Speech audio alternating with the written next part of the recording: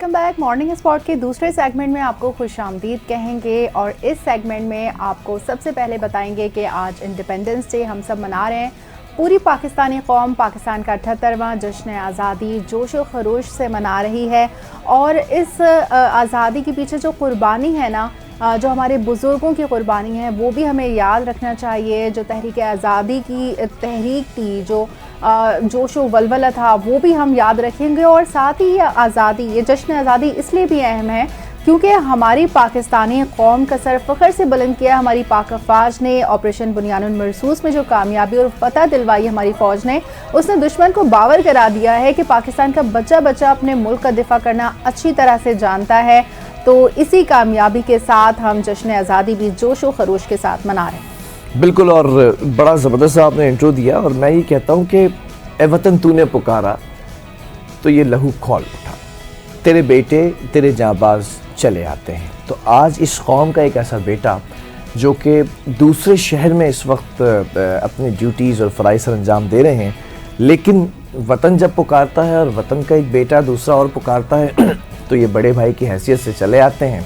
और जितना इन्होंने काम किया है तो मैं समझता था कि आज मैं अपने बड़े भाई को बुला लूँ यहाँ पर, और बुलाने के साथ साथ वो जो आज़ादी थी ना 14 अगस्त 1947, ये आप रोंगटे खड़े हो जाते हैं ये सोचकर कि किस तरह से आज़ादी हासिल की और वो क्या मनाजिर होंगे। तो मैंने कहा उन मनाजिर की मंजर कशी करने के लिए बड़े भाई का होना ज़रूरी है इस मंच के ऊपर। हमारे साथ इस वक्त मौजूद है एक ऐसी शख्सियत जिन्होंने बड़ा काम किया है इस पाकिस्तान के लिए और बहुत से इदारों से भी जो है वो एप्रिसिएशन हासिल की है, और न सिर्फ इदारों से बल्कि मीडिया हाउसेस के अंदर भी बड़ी तकनीकी मामलात हों, कंटेंट के मामलात हों, उनको भी बड़ा एक अरसे तक चेंज किया है। ब्रॉडकास्टर भी हैं, जर्नलिस्ट भी हैं, और इनका एक बड़ा कारनामा मैं बताता चलूँ अशीम कि पाकिस्तान के और पाकिस्तान बनने से पहले के आज़ादी के जितने भी मिली नग़मे हैं, इनके पास पाकिस्तान नहीं बल्कि दुनिया भर का सबसे बड़ा आर्काइव डिपार्टमेंट मौजूद है। एक एक मिली नग़मा, बल्कि इन्होंने इतनी खोज की, इतनी कोशिशें की कि जब बरे सग़ीर था तो पाक व हिंद एक थे, तो वहाँ से भी राब्ते किए, रवाबित किए, और फिर वहाँ से भी जो ओरिजिनल डॉक्यूमेंट्स थे और जो सीडीज़ थी, जो कैसेट्स थी, वो सब इन्होंने अपने पास जमा किए। जो कैसेट रिकॉर्डर जो पहले होते थे, उनसे पहले भी जो दूसरी और बड़ी वाली सीडीज़ होती थी और दूसरे फॉर्म में मोनोग्राम होते थे, क्या होते थे, तो वो भी इस वक्त मौजूद है इनके पास। काफ़ी बड़ी आर्काइव मौजूद। हमारे साथ मौजूद है अफसार अहमद साहब। अस्सलाम वालेकुम, जश्न आज़ादी मुबारक एंड वेरी गुड मॉर्निंग। वालेकुम अस्सलाम। आप लोगों का बहुत शुक्रिया, आपने इतना खूबसूरत इंट्रो दिया, और सबसे पहले तो मैं आपका तहे दिल से शुक्रगुजार हूँ आप दोनों का। बिलाल भाई ने जो है बड़ा भाई समझते हैं, इनकी मोहब्बत है। क्या और ये खूबसूरत आपने झंडा लगाया हुआ है, झंडे के साथ साथ बाबाए कौम भी जो है वो नजर आ रहे हैं। बात यही है कि ये झंडा तो है कि चांद रोशन चमकता सितारा रहे, सबसे ऊंचा ये झंडा हमारा रहे। और बात ये है कि मैं यहाँ पे आपके चैनल के तवस्सुत से हम जश्न आज़ादी मना रहे हैं। मैं यहाँ पर एक लफ्ज़ कहता हूँ कि देखें, आज़ादी गो के हमें मिली, अल्हम्दुलिल्लाह हम आज़ाद हैं। मैं इसे जश्न आज़ादी नहीं बल्कि उससे बढ़कर कहता हूँ जश्न तख्लीक़ पाकिस्तान, क्योंकि पाकिस्तान क्रिएट हुआ है, इंडिया लिबरेट हुआ है। ओह अच्छा। पाकिस्तान क्रिएट हुआ है क्योंकि उससे पहले दुनिया के नक्शे पर पाकिस्तान का वजूद नहीं था। हमने समझें कि हिंद भर की मुस्लिम तहज़ीब की किरची जमा करके हमने एक नई तहज़ीब, एक नई ममलकत की, एक नज़रिए की बुनियाद पर, हमने एक नज़रिए की बिना पर हमने एक बुनियाद रखी। और ये पूरी दुनिया के अंदर पहला वाक़या था मदीना तैयबा के बाद कि एक मज़हब के नाम पर मुख्तलिफ़ कौमियतें, मुख्तलिफ़ सकाफ़तों के रंग यकजा हो रहे हैं, और वो ममलकत पाकिस्तान अल्हम्दुलिल्लाह आपने बहुत अच्छी बात की कि मदीने के बाद ये दूसरी रियासत है जो कि इस्लाम के नाम पर कायम की गई। और ये जो है शब कदर को, शब कदर के तू आया वजूद में जिस दिन उस शब उतरा कुरान, मेरी धड़कन मेरी जान, मेरी पहचान पाकिस्तान। तो बात यही है। और बाकी आपने कहा कि कायदे आज़म का ये फरमान उन्होंने कहा था कि no power can undo Pakistan, वो इतने वसूख से उन्होंने इसीलिए कहा था क्योंकि इसके पीछे जो हमारी मजहबी रिवायात हैं वो कार फरमाएँ उन्होंने, जिसमें ये भी कहा, और जैसे 27वीं शब कदर को ये पाकिस्तान वजूद में आया, तो ये सब इसकी बुनियाद थी। और आपने कहा कि मैं दुनिया भर पाकिस्तानी मिली नग़मे, मैं ये कहूँगा पाकिस्तानी मिली नग़मे جتنے بنے، اور ہمارا چونکہ تعلق ملت اسلامیہ سے ہے تو اس لیے ہمارے یہاں پر قومی نغموں کو، وطنی گیتوں کو ملی نغمہ کہا جاتا ہے۔ تو پاکستان کی ظاہر ہے جو بنیاد جو ہے، ہم تو وہاں پیچھے سے جب دیکھتے ہیں، جب دو قومی نظریہ اس کا ادراک ہوتا ہے، سر سید احمد خان مرحوم اس کا ادراک ہمیں دیتے ہیں، اور پھر اس کے بعد علامہ اقبال رحمۃ اللہ علیہ کا بہت بڑا کردار ہے۔ میں کہتا ہوں اگر وہ نہ ہوتے تو شاید ہم اپنی خود ہی نہ پہچان پاتے، اور یہ جو مملکت ہے وہ وجود میں نہ آتی۔ ہمیں آج کے دن بابا قوم قائد اعظم محمد علی جناح رحمۃ اللہ علیہ کو یاد رکھنے کی انتہائی ضرورت ہے، جن کو ہم بھولتے جا رہے ہیں۔ اور بات یہی ہے کہ قائد اعظم تیرا شکریہ، تو نے پاکستان دیا، زنجیروں کی دھوپ میں آزادی کا بادل تان دیا۔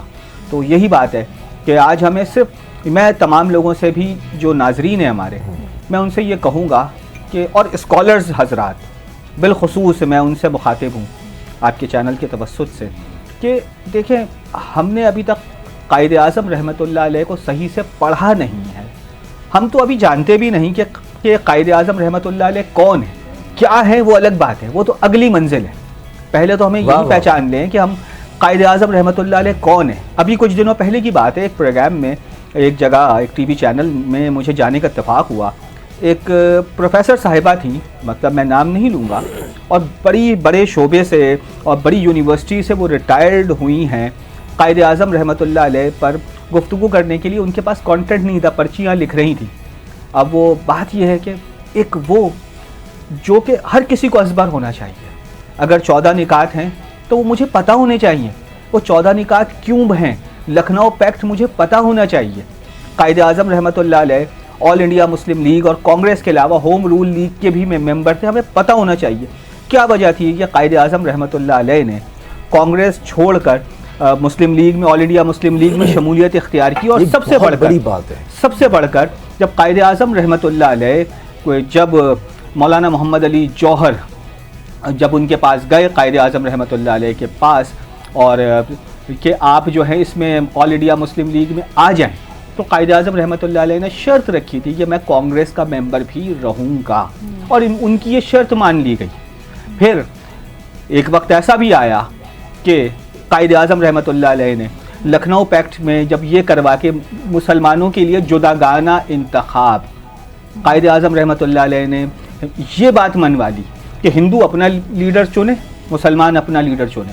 اور قائد اعظم رحمۃ اللہ علیہ کی دور اندیشی، سلام ہے بابا قوم کی عظمتوں کو، ان کی دور اندیشی کو، کہ دیکھیں جس وقت یہ پاکستان کی تحریک ہے یا 20ویں صدی شروع ہوتی ہے، اس میں کیا ہے کہ جمہوریت کا ایک راگ الاپا جاتا ہے پوری دنیا کے اندر۔ جمہوریت جب ہے تو مسلمان تو پھر لازمی سی بات اقلیت میں ہو جائیں گے، جن سے انگریزوں نے اقتدار حاصل کیا وہ تو پھر ہندوستان میں اقلیت بن کے رہ جائیں گے۔ قائد اعظم رحمۃ اللہ علیہ نے فوراً کہا، کیا کہا؟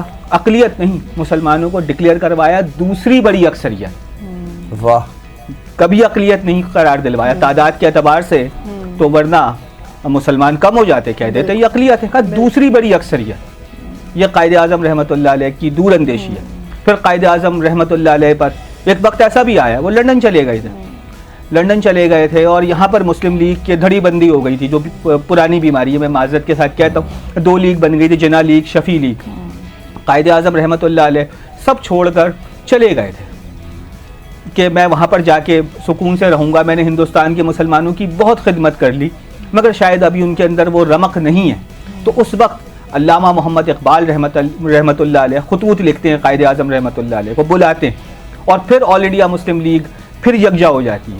ورنہ ایک وقت ایسا تھا 1900 جب نہرو رپورٹ جس وقت پیش ہوئی ہے، مسلمان دیکھیں دھڑے بندی میں، آل انڈیا مسلم لیگ کی بھی دھڑے بندیاں ہیں، اس کے علاوہ مسلم کانفرنس ایک الگ الگ بٹے ہوئے ہیں، مسلمانوں کی کوئی نمائندہ جماعت ہی نہیں تھی۔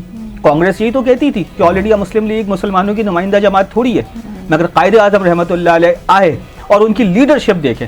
سب سے بڑی بات ہے کہ ایک بظاہر سوٹڈ بوٹڈ فرد ہے، اردو بھی صحیح سے نہیں بولتا، مگر ان پر بڑے بڑے علماء اعظام، صوفیاء کرام، عام مسلمان، سب کو ان کی قیادت پر ناز تھا۔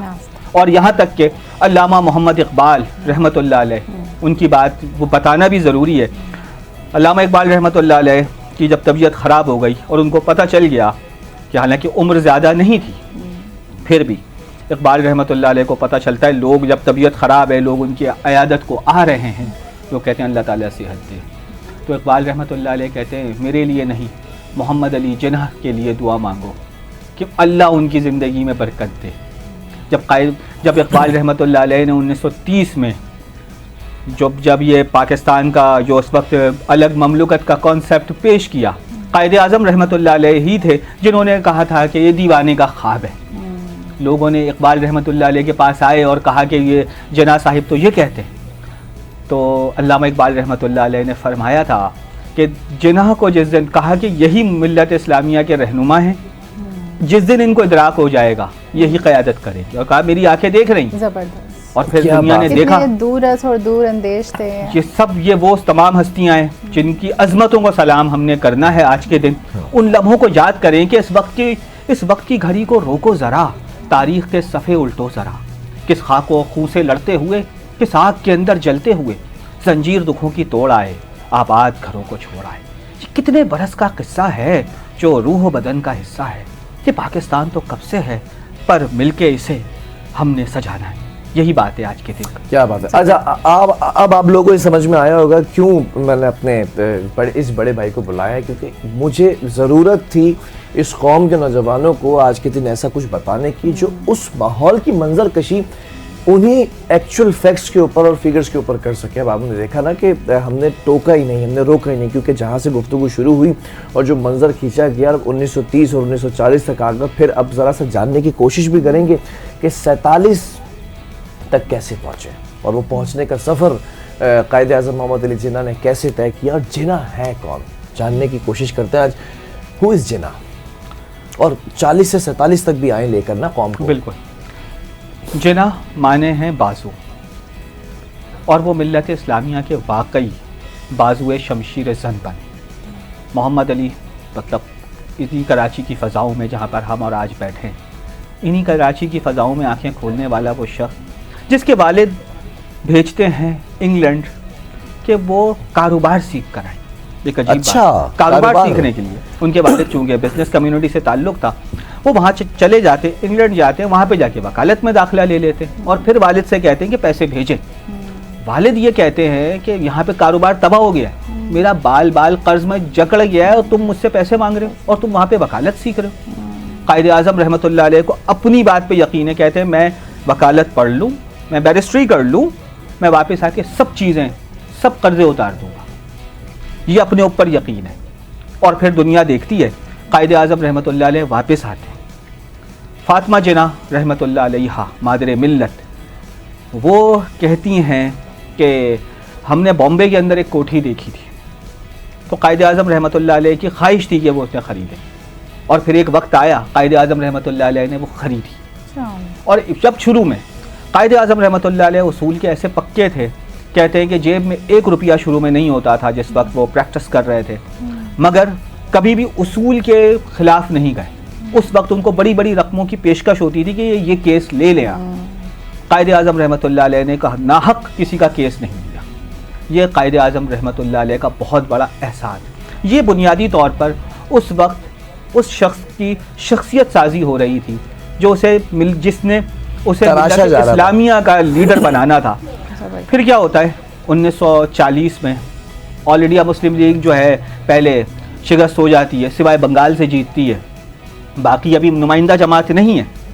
1940 کا جلسہ 27واں جلسہ آل انڈیا مسلم لیگ کا لاہور میں منعقد ہو رہا ہے. اس وقت بھی لوگوں کی یہ اغیار کی کوشش ہے کہ یہ جلسہ نہ ہو.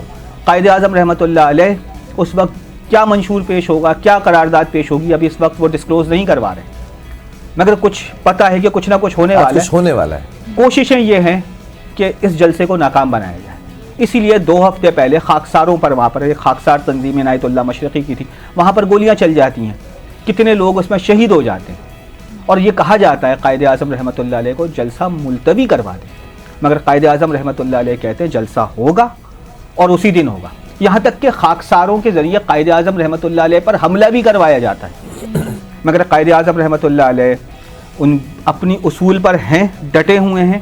پھر مسلمانوں نے ایک اور کام کیا، لاہور میں جہاں جہاں پر خاکساروں کا خون گرا تھا وہاں پر مسلم لیگ کے لوگ جاتے ہیں, وہاں پہ جا کے ان کے خون کی جگہوں پہ جا کے گلاب رکھتے ہیں کہ تم لوگوں کا خون رنگ لائے گا. اور پھر 1.5 لاکھ کا مجمع ہے, 23 مارچ ہے, اور پھر 24 مارچ کو قرارداد منظور ہو جاتی ہے. پھر ایک 7 سال کا سفر ہے. اب قائد اعظم رحمۃ اللہ علیہ, کیونکہ بہت مختصر سا مجھے بتانا ہے, مجھے پتہ ہے کہ دامن وقت میں گنجائش نہیں ہے, قائد اعظم رحمۃ اللہ علیہ ٹی بی کا بھی شکار ہو گئے. جی, سب سے بڑھ کر بات ہے ٹی بی کا شکار ہو گئے, مگر انہوں نے اپنا پرہیز نہیں کیا. اس وقت ٹی بی کا علاج نہیں تھا. اگر وہ پرہیز کر لیتے تو کیا ہوتا, لوگ سمجھ جاتے کہ ان کو کوئی بیماری ہے. اچانک قائد اعظم رحمۃ اللہ علیہ جیسے سگریٹ پیتے تھے وہی پی رہے.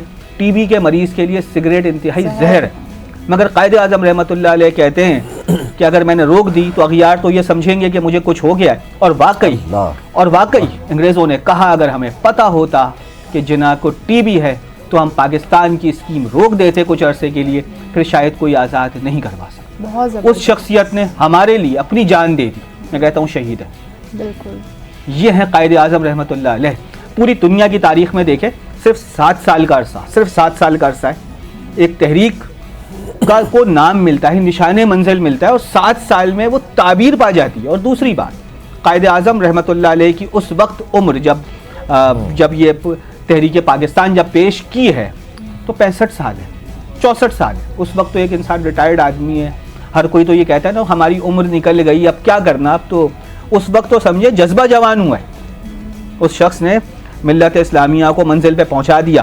شملہ کانفرنس ہے, میں قیام پاکستان سے پہلے کی بات بتا رہا ہوں. رات کا وقت ہے, فاطمہ جناح رحمۃ اللہ علیہ کی آنکھ کھلتی ہے, کہتی ہے بھائی سوئے نہیں. انگریز اور ہندو سب لوگ سکون کی نیند سو رہے ہیں, آپ جاگ رہے ہیں, ہاتھ میں سگریٹ ہے, ہاتھ کپ کپا رہے ہیں, راشا تاری ہے. قائد اعظم رحمۃ اللہ علیہ میرا قائد فرماتے, کہتے ہیں وہ اس لیے سو رہے ہیں کیونکہ ان کی قوم جاگ رہی ہے. تم میری قوم کو جگا دو میں سو جاؤں گا. اور واقعی قائد اعظم رحمۃ اللہ علیہ نے جب کشتی پار لگا دی اس کے بعد ابدی نیند سو گئے. اور کیا خوب یہاں پر مجھے, چونکہ اس وقت ہمارا جو صوبہ ہے, ہماری شان بلوچستان, وہاں پر اس وقت اللہ تعالیٰ وہاں پہ تمام پاکستان کے نگہبانوں کی حفاظت کرے, نظریہ پاکستان رکھنے والوں کی حفاظت کرے. وہاں پہ رنگ برنگ کے لوگ جو ڈاکٹر ہیں رنگ برنگ کے چلے ہوئے ہیں, ان سے ان لوگوں کے لیے پیغام ہے کہ وہاں پر میر جعفر جمالی اور سردار جوگی زئی, انہوں نے قائد اعظم رحمۃ اللہ علیہ کو قیام پاکستان سے پہلے بلایا تھا بلوچستان میں بلوچستان کی عوام کی بات کر رہا ہوں.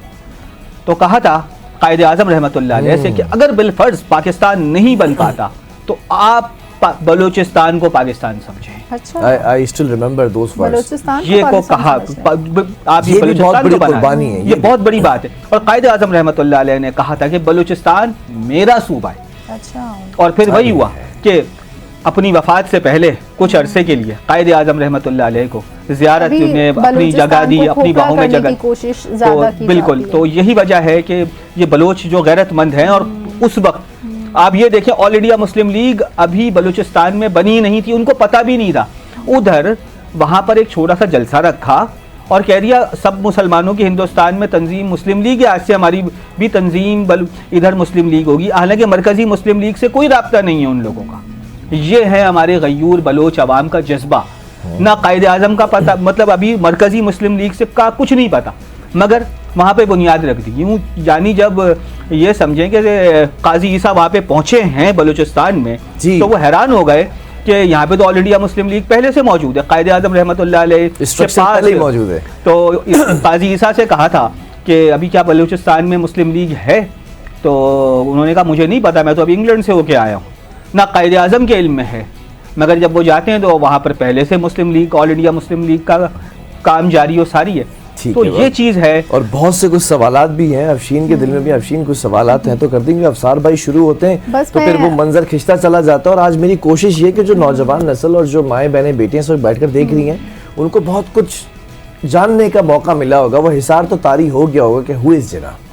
بالکل, پاکستان کے قیام کے بعد جو برصغیر کے مسلمانوں نے آزادی کی جدوجہد کی اس کے حوالے سے تو انہوں نے روشنی ڈالی, لیکن وہ کون سا جذبہ ایسا تھا جس نے تحریک آزادی کو جنم دیا, فروغ دیا؟ دیکھیں, ایک چیز بہت اچھا سوال ہے کہ ہم تو آج بھی لوگ کہتے ہیں, یہ لوگوں کے ذہنوں میں یہ جو ہے نا مفروضہ جی بٹھایا جاتا ہے کہ اگر ہم انڈیا کے ساتھ ہوتے تو ہم بڑے خوش و خرم ہوتے، وہاں پر بھی تو مسلمان رہتے ہیں. یہ سارے ایک سوال ہوتے ہیں، یہ دقیانوسی سوچ آتی ہے. جو ہے مولانا ابوالکلام آزاد جیسے ایک مطلب ایک بڑے عالم تھے، ان کو بھی رکھا ہوا تھا، جن کو قائد اعظم رحمۃ اللہ محکوم ہوتے. اگر ہم قائد اعظم رحمۃ اللہ علیہ نے کہتے تھے کہ یہ شو بوائے. اچھا اس وقت مزے کی بات یہ ہے قائد اعظم رحمۃ اللہ علیہ نے اسی وقت پکڑا تھا، اسی وقت پہچانا تھا اور مسلم لیگ کو بتایا کہ دیکھیں مرکزی کابینہ آل انڈیا کانگریس کی ہے، اس میں ایک بھی مسلمان کیوں نہیں ہے. کہا جب گرفتاریوں کا وقت آئے گا، قربانی دینے کا وقت آئے گا تو وہ کہتے ہیں ہمیں کہ ابھی حال ہی میں دیکھیں نا انڈیا نے کیا کیا. پاکستان سے جنگ ہو رہی ہے، ترجمان کے لیے ایک مسلمان صوفیہ قریشی کو بٹھا دیا، ورنہ پیچھے کیا ہو رہا ہے ہندوستان میں، سکھ کو آگے بٹھا دیا.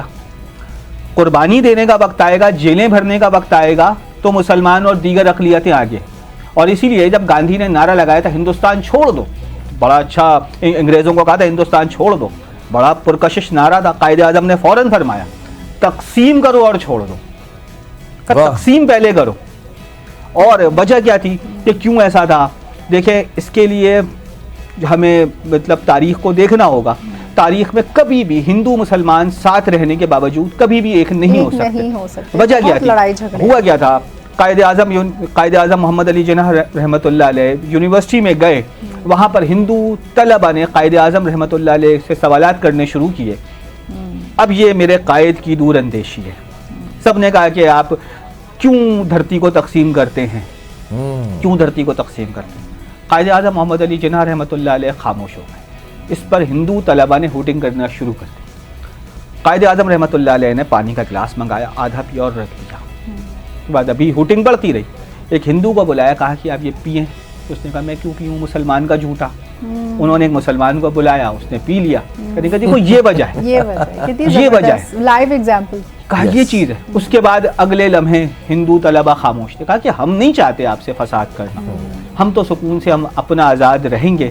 یہاں پر دیکھیں آپ جس گائے کو مانتے ہیں اس کی ہم کباب کھاتے ہیں، یہ تو بہت چھوٹی سی بات ہے. پھر آپ کیا جو ہے چھوت چھات کا فرق ہے. میں بڑی ذمہ داری کے ساتھ ایک بات بتاتا ہوں.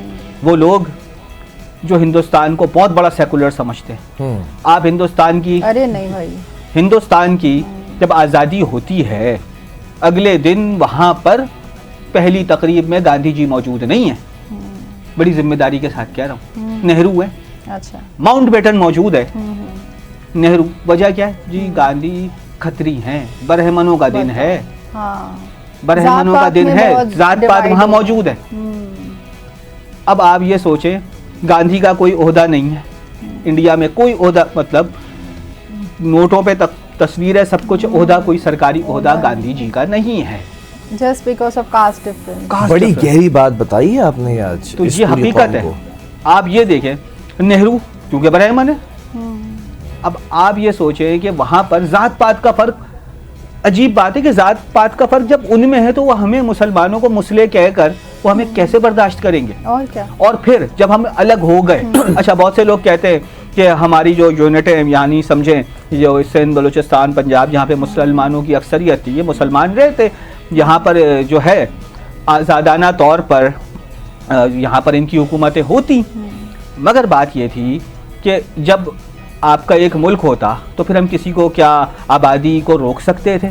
جہاں پر اکثریت اقلیت بن جاتی پھر کیا ہوتا؟ بہت ہی خوبصورت گفتگو ہو رہی ہے، لیکن دامن وقت میں جو گنجائش تھی وہ دامن تار تار ہو چکا ہے. اچھا لیکن میں چاہوں گا کہ اس کو تھوڑا سا سمپ کی طرف لے کر آئیں. لیکن اتنی خوبصورت گفتگو جو جناح کے بارے میں جاننے کا موقع ملا اور ایک چھوٹا سا ایک موٹیویشن مل گئی ہوگی لوگوں کو پڑھنا چاہیے کہ ہو اس جناح.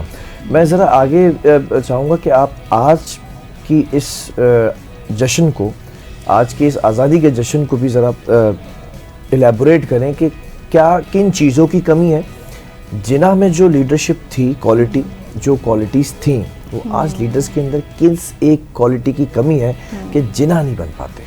دیکھیں اللہ تعالیٰ نے ایک ہی قائد اعظم محمد علی جناح رحمۃ اللہ علیہ بنائے، سانچہ بنایا، توڑ دیا. اب کوئی دوسرا نہیں آ سکتا. اس کی کاپیز تو بن سکتی ہیں نا. کاپیز بھی دیکھیں، سیکنڈ کمانڈ کاپی. پہلی بات تو یہ ہے کہ قائد اعظم رحمۃ اللہ علیہ کے متعلق جب ہم یہ پڑھتے ہیں، ہمارے جتنے سربراہان مملکت ہیں، ٹھیک ہے وہ اپنے طور پہ کوشش کرتے ہیں، سب کا ایک جملہ ہوتا ہے ہم قائد اعظم کا پاکستان بنائیں. مگر کیا قائد اعظم رحمۃ اللہ علیہ کا پاکستان سوچا ہے؟ قائد اعظم رحمۃ اللہ علیہ تو اسلامیہ کالج پشاور میں کہتے ہیں کہ پاکستان بنانے کا مقصد زمین پر ایک خطہ یا اراضی حاصل کرنا نہیں تھا، بلکہ ہم تو اسلام کی ایک ایسی تجربہ گاہ بنانا چاہتے ہیں جہاں پر ہم اسلامی اصولوں کو اپنا کر دنیا کو بتا سکیں کہ اس وقت جو امن و امان اور سکون اور انسانیت ہے وہ اسلام کے اندر ہے. یہ تو قائد اعظم رحمۃ اللہ علیہ نے خود فرمان ہے قائد اعظم رحمۃ اللہ علیہ کا. اور پھر جو قائد اعظم رحمۃ اللہ علیہ نے پھر ساتھ ساتھ یہ بھی بتا دیا کہ ہر شخص پاکستان میں آزاد ہے اپنی عبادت میں، کہ ہمارے یہاں اسلامی نظام ہے، مگر ساتھ ساتھ ہر جو شخص ہے مذہبی آزادی میں مذہبی رواداری ہے، کوئی انتہا پسندی نہیں ہے. دونوں چیزیں قائد اعظم رحمۃ اللہ علیہ نے واضح کر دی، مگر ساتھ ساتھ کہہ دیا ایک وقت قائد اعظم رحمۃ اللہ علیہ نے خود کہا کہ پاکستان کے جو دستور کا تعین کرنے والا میں کون ہوتا ہوں. پاکستان کا دستور تو 1400 سال پہلے قرآن نے بتا دیا. یہ قائد اعظم رحمۃ اللہ علیہ کے الفاظ ہیں، کسی اور کے تو نہیں ہیں. پہلے تو یہ دیکھیں کہ قائد اعظم رحمۃ اللہ علیہ کیسا پاکستان چاہتے تھے، اور پھر قائد اعظم رحمۃ اللہ علیہ نے واضح طور پر اکتوبر 1947 کو لاہور کے جلسے میں کہہ دیا تھا کہ پاکستان قائم رکھنے کے لیے ابھی ہمیں اور قربانیاں دینا ہوں گی. بنیاد مرصوص تو وہ تھے، وہ جس کا بنیاد مرصوص آج ہے، سیسا پلائی دیوار تو وہی تھے. وہاں سے اس کی سمجھیں اس کا ایک نشان موجودہ بنیاد مرصوص ہے. اور بڑی اچھی بات ہوئی ہے. کچھ لوگ جو کہتے ہیں نا، میں کہتا ہوں پاکستان کو دل کی آنکھوں سے دیکھو، یہ ظاہری آنکھ سے تو دیکھنے کا فائدہ ہی نہیں ہے. کچھ 2 سال پہلے بلال بھائی اور آپ نوشین، آپ کو پتا ہوگا، افشین اور بلال، آپ کو کچھ پتا ہوگا 2 سال پہلے کیا ہوا تھا. لوگ یہ کہہ رہے تھے کہ پاکستان سے بھاگو، یہاں پہ کچھ نہیں ہے، بینک میں آپ ATM میں ڈالیں گے پیسے نہیں آئیں گے، پاکستان کی معیشت تباہ ہو گئی، مایوسی پھیلا دی تھی. اور پھر اس کے بعد پاکستان کو آئسولیٹ کر دیا، اور ابھی کچھ عرصے پہلے، مگر پھر اللہ تعالیٰ نے وہ کام کیا. انفیکٹ یہ کہ افواج پاکستان کے خلاف اچھے پڑھے لکھے ذہن، میں ان لوگوں کی بات کر رہا ہوں، میرے اپنے دوستوں میں پڑھے لکھے لوگ وہ خلاف ہو گئے. مگر پھر 10 مئی کا دن آیا تو پھر پوری قوم ایک مرتبہ پھر سیسا پلائی ہوئی دیوار بنی. اور پھر آپ نے ایک صرف یہ پاکستان کی فتح اور ہندوستان کی شکست نہیں تھی، عالمی طاقتوں کی شکست تھی. روس کا نظام فیل ہوا، اسرائیل فیل ہوا، اور پھر امریکہ جو دنیا کا جو چودھری بنا ہوا ہے، بھارت کو یہاں کا ایشیا کا گنڈا بنا رہا تھا، کیا ہوا؟ سب کو آپ نے فیل کر دیا. اور جب IT کی بات ہوتی تھی کچھ ابھی 4-6 مہینے پہلے کہتے تھے انڈیا سے کہاں مقابلہ، IT کی اور AI کی بات ہوتی ہے. AI کی، اور اس جنگ میں پاکستان نے جس طرح سے اپنی IT کی مہارت کا اور پورا ان کا سسٹم ہیک کر لیا، تو یہ پاکستانی ہے. تو یہ بات آپ دیکھیں، یہ ہے پاکستان. آپ کو جسے کہتے ہیں نا کہ پاکستان کو دل کی نگاہ سے دیکھیں کہ لہو سے لکھی ہے پہچان، نام ہے میرا پاکستان. میں دنیا میں زندہ رہوں گا، ظلمت میں تابندہ رہوں گا، حشر تلک رخشندہ رہوں گا، سن لے دنیا یہ اعلان، نام ہے میرا پاکستان. میں ہوں محمد کا متوالا، اللہ ہے میرا رکھوالا، سایہ فگن ہے طیبہ والا، میرا محافظ ہے قرآن، نام ہے میرا پاکستان. مجھ سے آنکھ ملانے والوں، میری زد میں آنے والوں، مجھ سے شکستیں کھانے والوں، یاد رکھو گے تم ہر آن، کیونکہ نام ہے میرا پاکستان. بھائی واہ، کیا بات ہے، بڑا وزن تھا بھائی آپ کی اس غزل میں. اور اسی کے ساتھ ساتھ جو دامن تھا وقت کا وہ بالکل ختم ہو چکا ہے. اور آپ کا بہت شکر گزار افسر بھائی کہ ایک کال کے اوپر، مجھے پتا ہے کہ بڑا مصروف دن ہے آج آپ کا، بڑی جو حکومتی منائل ہوتے ہیں، پریڈز ہوتی ہیں، چیزیں ہوتی ہیں، وہاں آپ وہاں سے ہو کر بھی آ رہے ہیں، وہاں بھی اس کے بعد جانا بھی ہے. انتہائی شکریہ کہ قوم کو آپ نے وہ پیغام دیا جو آج میں دلوانا چاہ رہا تھا. اور قیام پاکستان سے لے کر اب تک کے جتنے بھی واقعات ہیں اس پہ بہت اچھے سے آپ نے بہت شکریہ. تو میں سمجھتا ہوں کہ، اور میں ایک اور بات یہاں پر کہنا چاہوں گا کہ تمام لوگوں کو جو ناظرین ہیں، براہ کرم مطالعہ پاکستان جس کو ہم کہتے ہیں نا مفروضہ، اسی کو پڑھ لیں. اور تحریک پاکستان کو جب ہم پڑھیں گے نا، جب پڑھیں گے تبھی ہمیں اس کا ادراک ہوگا، تبھی ہمیں اپنے رہنماؤں سے عقیدت ہوگی. جب عقیدت ہوگی نا تو پھر ہمیں یہ مٹی بھی نا بہت حسین لگے گی. اور اس مٹی کی بات ہو رہی ہے اور وقت ختم ہو چکا. آخری جملہ کہتے ہوئے یہاں سے آپ سب سے اجازت چاہیں گے. اس مٹی کو زرخیز کرنے میں جس کا لہو شامل ہے نا، ان کو بھی ہمیں نہیں بھولنا چاہیے. ان ماؤں کو جن کی کوکھ نے ایسے سپوت جنے ہیں، جنہوں نے اپنی جانوں کے نذرانے پیش کیے، شہادت کا جام جو ہے وہ نوش کیا اور ساتھ ساتھ کہیں پر غازی بھی رہے. کہیں تو شہدا کہیں غازی. شہید اور غازی دونوں کو اور ان کی ماؤں کو اور ایسی ماؤں کو آنے والی جو کہ ایسے سپوت جنیں گی, سب کو پورے این ٹی این کی طرف سے اور پورے پاکستانی قوم کی طرف سے سلام. آپ باکمال ہیں اور آپ کی جو سپوت ہیں وہ بے مثال ہیں. اسی کے ساتھ میرے خوبصورت سے گیسٹ کو, میری انٹلیکچوئل خوبصورت کو ہوسٹ کو, میری پوری ٹیم کو جس نے اس پروگرام کے لیے بڑی محنت کی ہے اور بڑا پورا ایک سال این ٹی این نیوز کا آج ہو گیا. ہم نے بتایا آپ کو بڑی محنت سے کام کرتے ہیں, بڑے کمال کے لوگ ہیں, بڑے دل کے اچھے لوگ ہیں اور ان میں منافقت بھی نہیں ہے. جو دل میں ہوتا ہے وہی چہرے پر ہوتا ہے. تو ان سب کو بھی سلام ہے. آزادی آپ لوگوں کو بھی مبارک ہو اور امید ہے کہ آپ لوگ بھی حالات بہت اچھے ہیں اور رزق حلال آپ لوگ اسی طرح کماتے رہیں. اللہ